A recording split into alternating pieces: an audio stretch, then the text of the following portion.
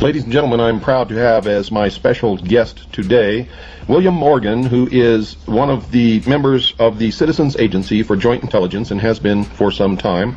Now, that's all that we can tell you about his identity. You will hear from him his own story, what he's been doing, how he's been doing it, what kind of information he has collected for our organization, for the citizens of this country and of the world. And we're going to talk about, well, I guess you just have to call it undercover operation. This man has been undercover for the Citizens Agency for Joint Intelligence, and I remember several episodes of the show before, sometime during the series that we call the Mystery Schools, which we've done, I believe, 19 hours of broadcasting covering that subject. I told you that we had infiltrated the lodge, the Mystery Schools, Mystery Babylon. In fact, we have not only infiltrated it once, but many times in this country and in lodges around the world. So the information that we're giving you on the Mystery Schools is not conjecture. It does not come from a bunch of people sitting around making up information. It comes from the books printed by the Mystery Schools themselves. It comes from our members who are actually in the lodge, and we check, double check everything that they bring to us. Please welcome to the hour of the time, William Morgan. Thank you, Bill. You can call me Will, and I really appreciate that gracious and honorable introduction. Well, we're certainly appreciative of everything that you've done. Tell us, Will, how long have you been associated with the Mystery School? For over 2 years now. I became a Mason in June of 1991. And what happened? I mean, how did you ever even know about Freemasonry? At first, before I was exposed to your information, I was under the impression, as most people are, that they were a philanthropic organization dealing mostly with charity or possibly even in some way associated with unions. And as most CAGI members have come to know, that is entirely not the case. Did you have friends who were Freemasons? Yes, I worked with somebody who was a Freemason, and I've come to find out that that is usually the most common way that a person is exposed to the craft as they call it. So they call it the craft amongst themselves. This is not something that the public is normally aware. What does the craft mean? What does that term mean? Well, they consider themselves craftsmen because they're building something. And there have been many organizations throughout history with the incredible similarities to the present modern cult of Freemasonry that have called themselves builders, common scenes. They've associated with themselves always with the erection of a structure or the building of something that people just do not understand. We've come to understand that what they are erecting is the New World Order, and they've been working on it for thousands and thousands of years. That's correct. Now, did your friend or friends try to proselytize you or talk you into joining the lodge? No, not at all. I must admit I did go to them, and I was not entirely aware of the nature of their organization or of what was in store for me when I became a member, or a brother, as they call it. Now, if you had not joined CAGI, would you still be sort of in the dark about the true meaning of Freemasonry? Or do the members really learn the truth about the organization during their period of time there? Had I not joined CAGI, I would be as empty-headed and as trusting as sheeple as most of the Freemasons in America and across the world are today. They are not taught what the craft is about. They do not question authority at all. They, as a rule, and from my personal experience and observation, they obey the rules without question and to the letter. But for what the Masons claim to be, they have absolutely no proof or evidence or even works of their own hand to prove that they are actually involved in charity work. When did you finally decide that what you were learning in the lodge was really a deception? The absolute clincher for me, what absolutely decided for me beyond a shadow of a doubt, and yes, I had my suspicions since I had very first become a member. You don't take blood oaths, kneeling before an altar, swearing yourself to secrecy for all time without without the group that you're becoming a member of being suspect. But you did take these blood oaths. Yes, sir. I took all of them, and there were many. And so by the time you reach the degree level that you are at now, you've taken approximately how many oaths? I don't even recollect. I know that there were over 24 oaths before you can even become a Master Mason in a Blue Lodge of Freemasonry, which is a bit like primary school for Freemasons. The Blue Lodge is where they are brought in as new members from off the street, and most men who are involved in Masonry for their lifetimes consider the Blue Lodge to be the heart and soul of Masonry because that is where it all begins and that is where it all grows from. But isn't it true that many Masons never advance beyond the third degree and remain in the Blue Lodge forever? That is absolutely true. Whether or not it's they do not choose to go forth, or whether they're totally unaware that there is anywhere to go, is up to personally the Mason that's involved. But many of them stay right where they're at and seem to be content with what they have. So these Master Masons who claim that they know everything about Freemasonry and that they've been a Master Mason for 20 years, do they really know anything? They know absolutely nothing. They have been completely deceived from the very first day they entered the lodge. They have been lied to regularly about the nature of the craft, the work of the craft, and the charity of the craft. My own lodge that I'm a member of considers its charity work for the entire last year to be the donation of $100, which is a little more than the dues yearly for 3 members. They gave $100 to a needy family, and through these very, very shallow and superficial acts, they consider themselves to be one of the greatest charity and brotherhood organizations ever to walk the face of the earth. A recent thorough investigation of the Shriners, who have literally made their reputation upon the fact that they contribute tremendous amounts of money to charity, but the investigation disclosed that of all the money they take in, less than 3% actually goes to any charity. Were you aware of that? No, actually I was not. I'm not a member of the Shrine, but I have been exposed to some of their numbers. I was hoping that it would at least be a little bit higher than that, because that says bad things about the Masons who are members of the Shrine. And as most people know, the Shrine is probably one of the largest quote-unquote charity organizations that there is. And one of the richest. But most of the money seems to go back into the lodge or to the members or to the retirement funds or to the payment of the lodge officers. And this is something else people don't realize, that the lodge officers are paid and they have a retirement fund set aside for them. Is that true? Yes, that is true. Now, this doesn't apply directly to all officers of the lodge. I myself am an officer of the lodge that I was indoctrinated into, duly elected member. They operate in that kind of manner with elected officials that serve 1-year terms. But there is an exception to this rule, and that is the secretary and the treasurer. And the secretary keeps the books, and the treasurer keeps the money. And that points a very big finger as to where the true power in every lodge lies, because these 2 gentlemen who held these offices usually hold them for years and years and years. Just so our listening audience realizes that you're not just some yahoo who walked in off the street and went through the first degree and are now on a radio program trying to tell them you know something about Freemasonry. What is the level of your status or your degree, or how high have you progressed through the initiatory levels? It's not exactly something that any thinking individual would like to brag about, but I have shot like a rocket up the ranks of Freemasonry. Much like in America, today, the Masons like to keep their members busy, busy, busy. They don't want to give them time to think about what they're doing, and they don't want to give them time to think about where they're going. They do this by ritual. All of Masonry is tied up in ritual, and you must memorize this ritual, and it is very, very extensive. Each office has its own whole slew of ritual to remember. But I worked hard. I've got a good memory. I rose to the ranks, and I'm now a 32nd degree Mason of the Scottish Rite of Freemasonry, Southern Jurisdiction, United States of America. And this is the same branch of Freemasonry that Albert Pike belonged to, that created the Ku Klux Klan, the B'nai B'rith, and the branch off the B'nai B'rith called the ADL, or Anti-Defamation League. Is that correct? Absolutely true. Albert Pike is considered to be a demigod among Freemasons, and actually a source of light all of his own. He took the Scottish Rite of Freemasonry, which did exist for some time before him. He took it after the Civil War and turned it into what it is today. He incorporated much of the pagan symbology into the degrees that are still used and practiced today. His name is revered. I've seen a bigger than life-size bust of complete bronze of Albert Pike that was created for $25,000. Some of that money was mine, by the way. They treat him next to godhood in the Scottish Rite of Freemasonry. Were you aware that Albert Pike was in constant communication and in concert with Giuseppe Mazzini in not only creating, but Albert Pike at one time was the sovereign grand commander of all Freemasonry in the world, and operated in concert with Giuseppe Mazzini in control of what we now know is the world body known as the Illuminati? The name Mazzini is familiar to me, and I have come across its connection to the Illuminati in my research, but no, I was not personally aware, and this comes as no surprise, because with the exception of my own personal research, most of my information comes from the archives of the lodges I have participated and visited, or from Freemasons themselves, and all information is questionable at best.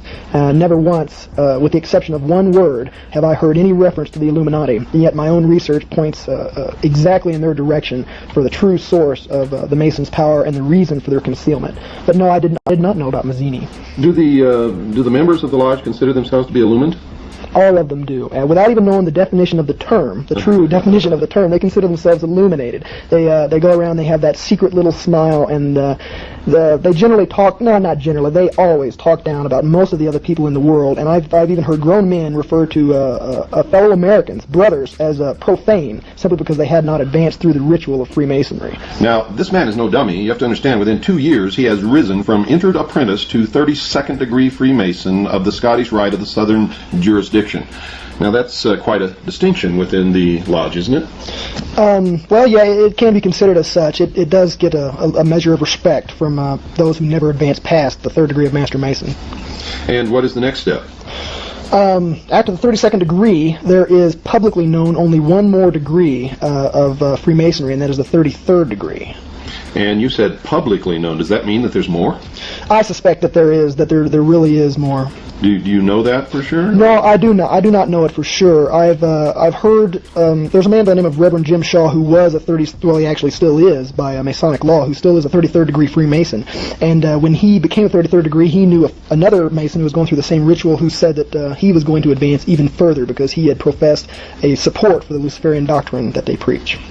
So what you have just said, this is coming from your mouth, a 32nd degree Freemason of the Scottish Rite. You have just said, I didn't prompt you, I didn't ask you the question. In fact, you just surprised me because I was going to lead up to this, but you just said the Luciferian doctrine. Can you explain that? I can explain that absolutely. Masons believe in light. It is a priority. Invest, save, and spend with Trading 212. Part of their entire ritual. Now, light to a Mason symbolizes knowledge and also intellect. And if you've paid attention to the Mystery School broadcast, you know who the patron god of intellect is. It is Lucifer. And in fact, his very name means the farrier or the bearer of light. Luce is Latin for light and fer for farrier. This is the true god of Freemasonry, and this is also, to my great shame, the god that I knelt at the altar before and swore my blood oath to. But when you did this, were you aware that you were swearing your blood oaths to Lucifer and not to the God of the Christian Bible? Absolutely not. Everything about Masonry says and publicly says that their God is the same God as any God, the God of Hindus, the God of Arab, the God of Christians. But it's just not so. It's a lie and it's a scam, and all you have to do is study paganism, nature worship, and the mystery religions of Babylon to see who that real God is.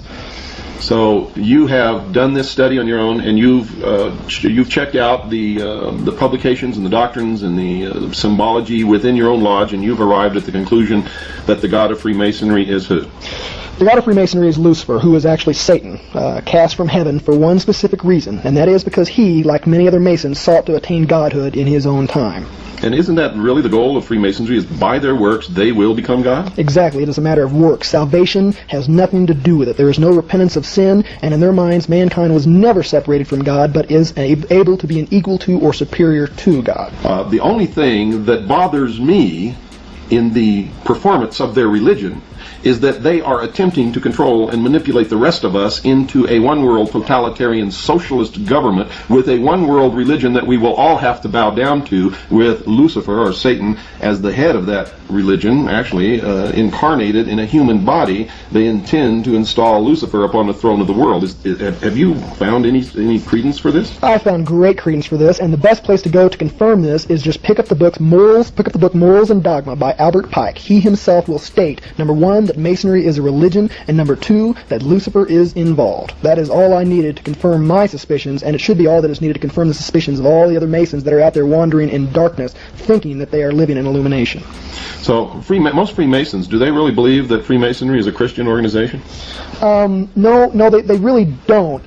They may themselves be Christians, and most in America are, but it is a strict rule and law of the Lodge, written into their own constitutions, that no discussions or debates concerning religion or politics ever be brought into the Lodge. They do not want your Christianity broadcast. They do not want it mentioned at all. In fact, I have a personal friend of mine who is a police officer in the Lodge, of which I'm a member, and when he was asked in whom he put his trust, he he said the Lord Jesus Christ. And from that day forward, even though he's a law enforcement officer and vitally important to the New World Order, he has been ostracized, and he has been left out of many of the activities that got me to where I am in the craft today. And I do not think that he will be even allowed to progress any farther because of that. So if Freemasonry is a religion, yet they accept members, people who go to other churches in the community, and many different religions that have doctrines that don't agree at all, how can they rectify that? I mean, how can you explain this? How can this be? It just is. And any Mason that holds his religious convictions dear and becomes a member of the lodge is in direct conflict with his own beliefs and his own faith. The two cannot go together, have never been able to go together, and I don't think they ever will be.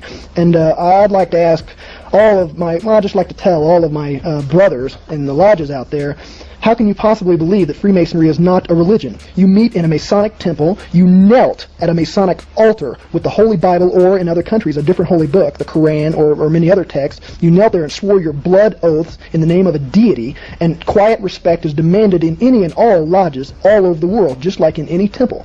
You have been living a lie, and if you don't wake up pretty soon, the New World Order will turn around and eat your lunch for you. Isn't it a fact that they believe they're going to be an integral part of this New World Order, however most of them really will not be? This is the great joke. This is the punchline to the whole affair. They believe and see themselves as the priest and the priesthood of the New World Order. They think that when all things start falling apart, that they are going to be the ones that rise up phoenix-like out of the ashes, bring the world together, and deliver them into the hands of Lucifer. Like I said, they consider themselves builders, and what they're building is the New World Order, and it's being erected like a prison around us even as we speak. And the capstone, and you ought to take a look at the Great Seal of the United States to get a feel for this. The capstone of the New World Order, of the building that they're creating, is actually Lucifer himself. And isn't that the symbol of Lucifer, the all-seeing eye above the pyramid, the symbol of light? It actually began as the symbol of the sun, which was the symbol of the light, which was the symbol for Lucifer, and over the years it evolved into an eye. Christians are told that is the eye of God, but nobody ever bothers to ask which God, or who, what's the name of this God. And, you know, if a Muslim were to ask in the Middle East, they would say it's the eye of God, and they would think that it was the eye of Allah. And in the Far East, somebody might think it was the eye of Buddha. But this is never explained. In effect, it really began representing the sun. It became the eye. The sun has always been the representation of wisdom or the intellect or knowledge, which is all the Luciferian doctrine. It is the symbol for the light, Lucifer, the fallen angel, the Luciferian philosophy. These are facts. This is just the way it is. I'm holding in my hand this very moment an official Masonic medallion that is handed out to many Masons as a gift, especially at entered apprentices. At the very top, and taking up the main position in this medallion, is the all-seeing eye. And this eye is, just as Bill Cooper has said, a combination of the eye of quote-unquote God, and I stress that quote-unquote more than any other, and also it is the sun. It is a symbol of sun worship. The eye that I'm seeing, the lashes on the eye on this medallion that I'm holding, are actually the rays of the sun coming down to illuminate the fellow Masons. It is more than just a religion, as Albert Pike has professed. It is the oldest known religion. It is a pagan religion of sun worship. It is nature worship, and it is incredibly dangerous to free-loving people everywhere. As part of the blood oath says that you can never, and you must swear this on penalty of very painful and bloody death, that you will never, ever release any of the secrets of Masonry to a member of the profane, to somebody out there in the big world. But when you become a Mason, and as I did, I always ask questions wherever I go. I asked some hard questions, and I got nothing. There were no answers forthcoming. They looked me straight in the eye, and they said, I can't tell you.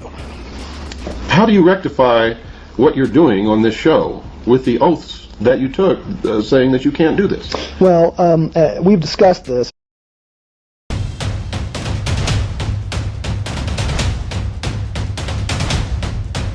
And I have had some personal dilemmas that I've had to face, but I genuinely believe that when they do not tell me the whole truth about what I'm getting into, in fact, when they deliberately mislead me and deceive me about what I'm getting into, that must totally invalidate the contract or the oath of which I've sworn.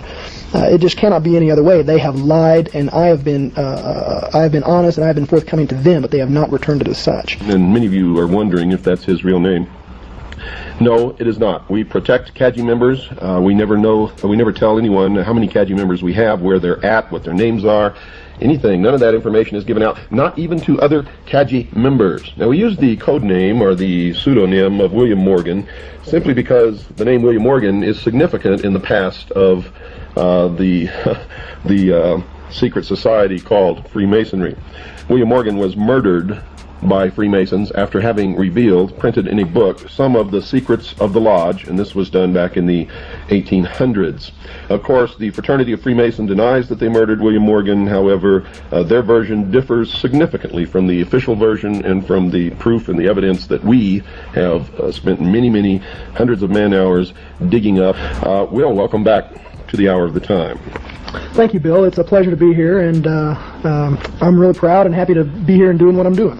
You know, I don't think a lot of people realize that you're risking your life by doing this. The oaths that you have taken, albeit because they were fraudulent, you thought that you were making an oath to the God of the Bible, and in fact you were making an oath to Lucifer, which nullifies those oaths, but they still, the Brotherhood, the Order, the Illuminati, the Freemasons, could still carry out the threat of those oaths, which is murder. Is that not correct? Absolutely correct. No matter what I may personally feel about or what common law or the actual law may view about those oaths as taken, the Masons that are involved consider them to be absolutely applicable to any transgression. And they have been enforced, and the bloody punishments that are part of the oaths have happened to Masons before, and they will happen again, I'm sure. Now, you are what degree? Let's get that out for the people in case we have some new listeners tonight. What degree are you? I am a 32nd degree Freemason of the Scottish Rite of the Southern Jurisdiction of the United States. And what is the official title of that degree? The official title is the Sublime Prince of the Royal Secret, and that is not only the title of the degree, it is also the title of the ritual that the degree is conferred to. And just to show you how important that is, after going through the ritual and getting the degree conferred upon me, I could neither remember anything sublime or even remember what the secret was that they told me. Why is it that you couldn't remember the secrets of the degree? Well, that's a bit of a long story, and I won't go entirely into it, but it started off, the day I was conferred, began at 6 o'clock in the morning, and they just rushed through it. There was no memory work to do, as in the Blue Lodge, where a person has to memorize the ritual and then give it back. You just sit there and received in an audience-like capacity. And when it came to swearing the oath, you merely held up your hand and said, "I do." You also did take that oath on kneeling on one knee, as you did in the Blue Lodge. Now, let's get into some of the ceremonies. How does this start? It begins in the Blue Lodge with the first degree of entered apprentice, and it goes up, and you've actually traversed 32 degrees of initiation. Are there side roads off of this? Yeah, well, it's a bit difficult. The Blue Lodge is where everything begins, and the Blue Lodge where Mason is initiated at is called the Mother Lodge from that time after, in specific reference to him personally. Now, once you get past the third degree, become a Master Mason in your Blue Lodge, you are able to hold an officer, or hold a chair as an officer inside the lodge, and you can spend up to 10 years going through the chairs and become an officer. But after that, you can either go to the Scottish Rite or the Yorkish Rite. There's a fork in the road of Masonry, and the Scottish Rite is by far the most popular and undoubtedly the most powerful. Now, the York Rite has 7 degrees. Is that true? True. The highest of which being the Knight Templar degree. For all those people out there who think that the Knights Templar are in no way associated with Masons, you're dead wrong, and you haven't done your homework. In fact, the Knights Templar, when they first began as an organization on the Temple Mount in Jerusalem, were not an order commissioned or ordained or approved or even recognized by any church, much less the Catholic Church, but were, in fact, an order of the mysteries. They began with 7 degrees, and the 7th degree was the highest degree. And later, as they added degrees, when the Knights Templar were persecuted and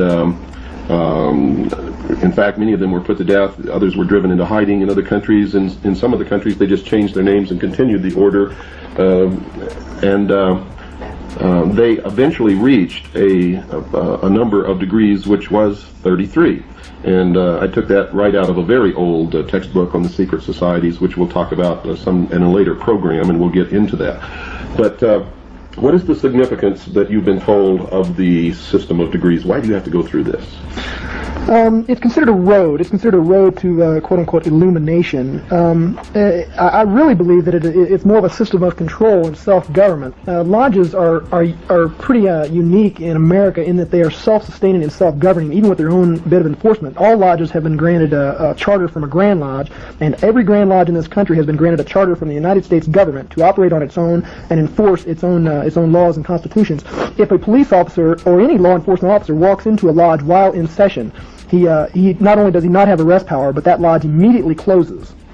Now, this is something the American people don't know about. Now, if these are lodges, they're in states, they have nothing to do with the federal government. How could they receive a charter from the federal government saying that they're under their own laws? And how could it be the law enforcement officer would not have the authority to arrest or any of his other authorized duties in a Freemasonic lodge? It beats the hell out of me, Bill. It's really a bit of a contradiction in terms. You have a government that has actually gone out and given government-type status to a completely in secret and I think subversive organization right under its own nose.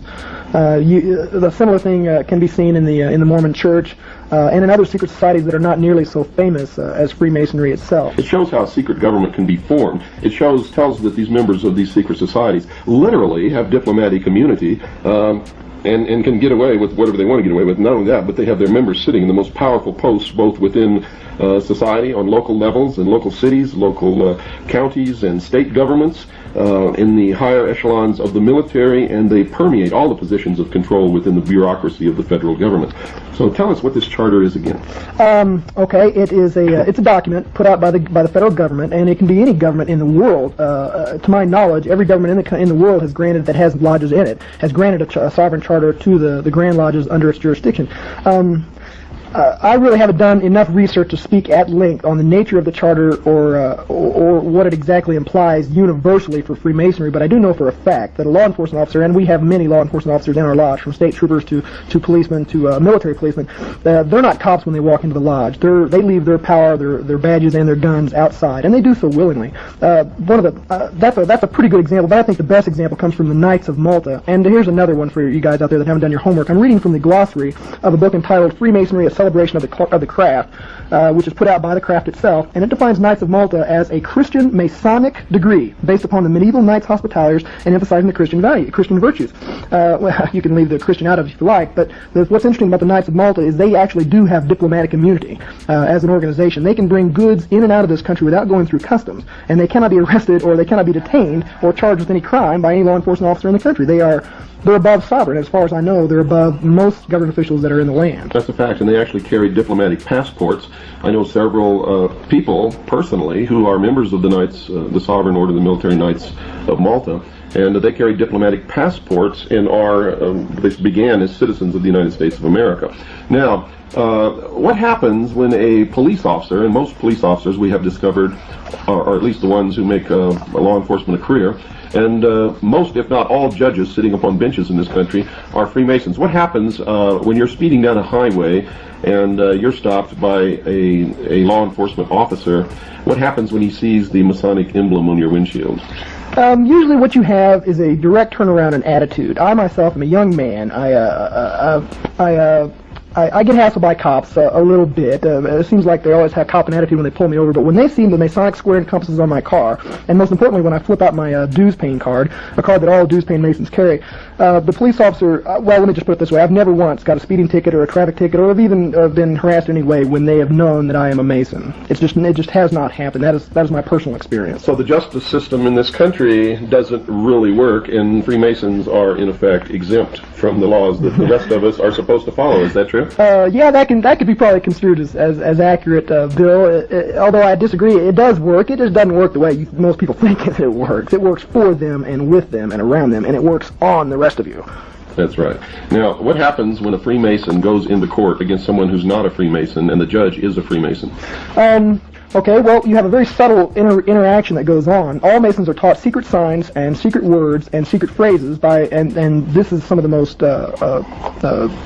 this is what they don't want revealed more than anything else.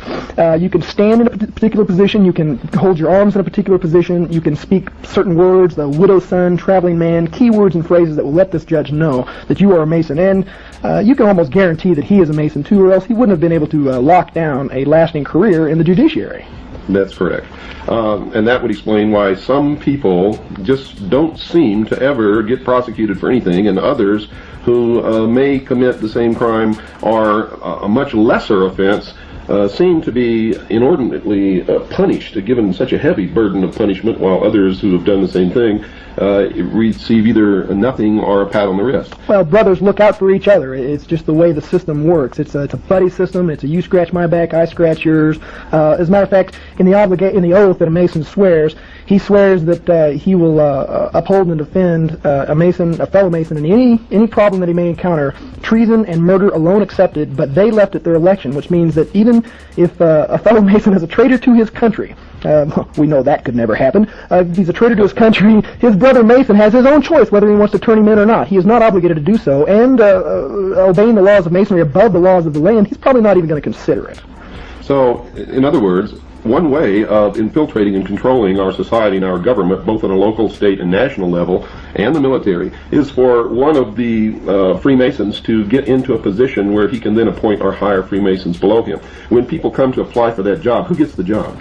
That's self-explanatory. The Mason will get the job every time. Another part of the oath is that you will look out for the interest of your brother Masons in whatever capacity they may be in. In fact, it could probably be construed that not giving the job to a brother Mason would bring serious repercussions if discovered inside the lodge, and may even be a violation of the oath. There you go, folks. All of you who've been telling me that I'm full of crap and that I don't know what I'm talking about, and that they haven't infiltrated and appointed their members below them and literally taken over all levels of society, both local, state, and federal, and the military, you just heard it from the lips of a 32nd degree Freemason. That is exactly how they do it, and that is exactly what has been done.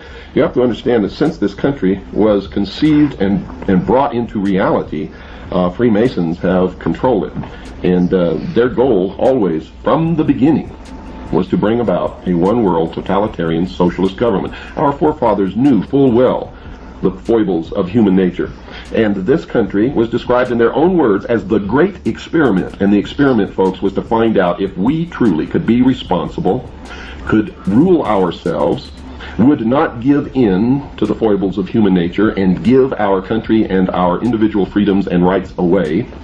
But they knew when they did it that that's exactly what would happen, because they were probably the best at understanding human nature of anyone that I've ever read. And I've read all of their writings and letters and works and the Federalist Papers and everything else that they've done. And they knew full well that this people would give away what they built. And they knew that if we could be responsible, if we would not be apathetic, if we would not cave in to the desires of socialism, to the weaknesses of human nature, that this would have been the New World Order. We have failed, not them. They gave us every chance, folks. So don't get mad at our forefathers. Would you concur with what I've just said? I couldn't argue with you, and I wouldn't want to start an argument with you, Bill. I have heard higher level Masons refer to the United States in their writings and in person as a Mason nation. It is erected by them. If you look at the signers of the Declaration of Independence, if you look at the forefathers, you'll see who was involved at the very beginning of this thing. And I'm not saying that all our forefathers are bad or evil. They certainly are not. They created the greatest nation ever known to man. But some of them were Illuminati, and there's no denying that. The course that they set us upon